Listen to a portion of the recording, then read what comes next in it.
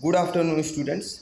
In this lecture, first of all, I explain convolution of two function. Then I explain Fourier transform of convolution of two function. Right. So first of all, what is convolution of two function? Right. Statement ये है convolution of two functions f(x) and g(x) का convolution function हम minus infinite to plus infinite इस interval में इस तरह से define करते हैं f star g equal to ये होता है integral minus infinite to plus infinite f of u g of x minus u d u. और जब दो फंक्शन का कन्वोल्यूशन होता है उसके बाद एक नया फंक्शन एच एक्स आ जाता है। राइट, इसी को हम कहते हैं कन्वोल्यूशन ऑफ टू फंक्शन। अब नाउ इसका हम निकालेंगे राइट अब इसका हम निकालेंगे Fourier transform of convolution of f x and g x. Right, तो राइट ये भी एक प्रकार का प्रोडक्ट है राइट एक विशेष नियम पे। तो f x and g x is the product of right their Fourier transform. तो कन्वोल्यूशन ऑफ टू फंक्शन का जो फोरियर ट्रांसफॉर्म होता है इनके अलग अलग का मतलब फंक्शंस का फोरियर ट्रांसफॉर्म का प्रोडक्ट होता है ये। Right, Fourier transform of f convolution g equal to f of f Fourier transform of f x star Fourier transform of g x हो जाता है। Right, f x star g x का Fourier transform of f x f of g x हो जाता है। Now इसको हम इस तरह से डिफाइन करेंगे Fourier transform of f star g x, ये हो जाएगा एफ। अब चूँकि एफ स्टार जी इस तरह से डिफाइन होता है बाय एबव, यहाँ से देखो राइट, तो minus infinite plus infinite of u g x minus u d u के द्वारा। और फोरियर ट्रांसफॉर्म, अब इस फंक्शन का फोरियर ट्रांसफॉर्म क्या होता है minus infinite to plus infinite, फिर ये फंक्शन लिखेंगे right e to the power iota p x into d u d x हो जाएगा। फिर उसके बाद क्या करते हैं राइट, फिर ये हो जाएगा minus infinite to plus infinite f of u g x minus e to the iota p x d u. फिर यहाँ से हम ऑर्डर चेंज कर देते हैं और आपको right change of order of integration. और यहाँ पे देखो तो दोनों की लिमिट क्या है यहाँ पे राइट डी यू, अगर यहाँ पे D you and D x, तो यू एंड एक्स दोनों की लिमिट सेम है एंड कांस्टेंट लिमिट है, तो हम बिल्कुल इसको ये तो सेम ऐसे ही रहेगा राइट। तो यहाँ पे जो फंक्शन है उसको एक्सचेंज कर लेंगे, तो इसको माइनस इन्फानाइट टू इन्फानाइट कर दिया हमने, order of change of integration के माइनस इन्फानाइट टू इन्फानाइट। ये जो फंक्शन था इसको हमने बाहर यहाँ पे लिख लिया एफ ऑफ यू।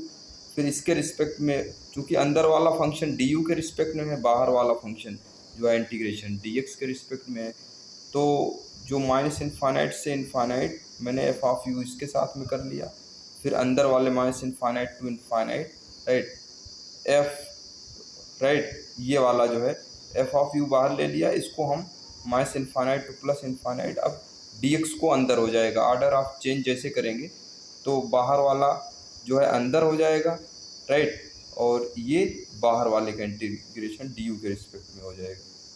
तो minus infinite to infinite f of u d u right, और अंदर वाला minus infinite to plus infinite g x minus u e to the power iota p x d x.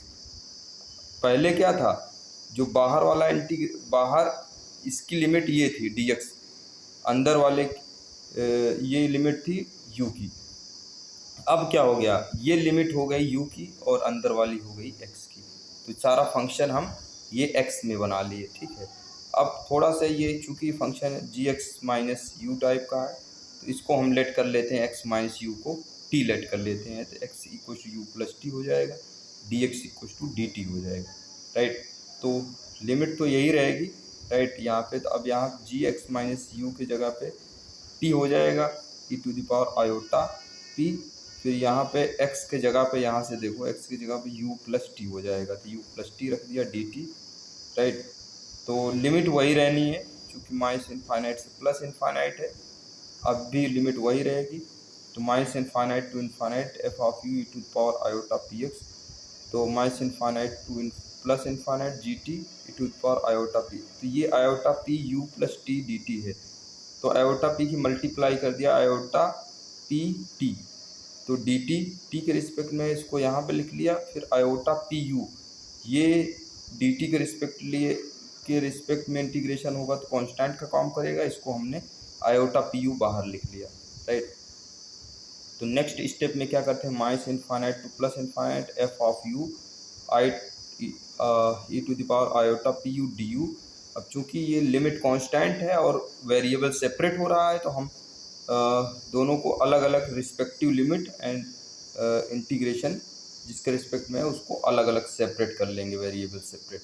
ये एक integration हो गया minus infinite to infinite u में, और ये इंटीग्रेशन हो गया टी में, राइट। अब हम यहाँ पे बाय डेफिनेट इंटीग्रल की प्रॉपर्टी है कि वेरिएबल को अगर चेंज कर दें, u को यहाँ पे x से चेंज कर दिए तो ये हो जाए minus infinite to infinite f of x e to the power iota p x d x हो जाएगा। यहाँ का भी वेरिएबल t को x मान लें तो minus infinite to infinite, right, g of x e to the power minus iota p x d x हो जाएगा, राइट, इनटू दिस हो जाएगा। तो बेसिकली ये प्लस में ही रहेगा, प्लस में iota p x d x.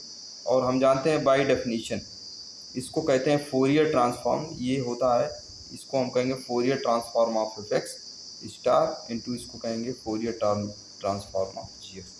तो इस प्रकार से कन्वोल्यूशन ऑफ टू फंक्शंस का जो फोरियर ट्रांसफॉर्म होता है, right, convolution of two function का फोरियर ट्रांसफॉर्म जो होता है उनके फोरियर ट्रांसफॉर्म के प्रोडक्ट के इक्वल होता है, उनके अलग अलग फंक्शन के फोरियर ट्रांसफॉर्म के प्रोडक्ट के बराबर होता है। यही होता है Fourier right convolution of two functions का Fourier transform. So I hope समझ पाए। नेक्स्ट लेक्चर में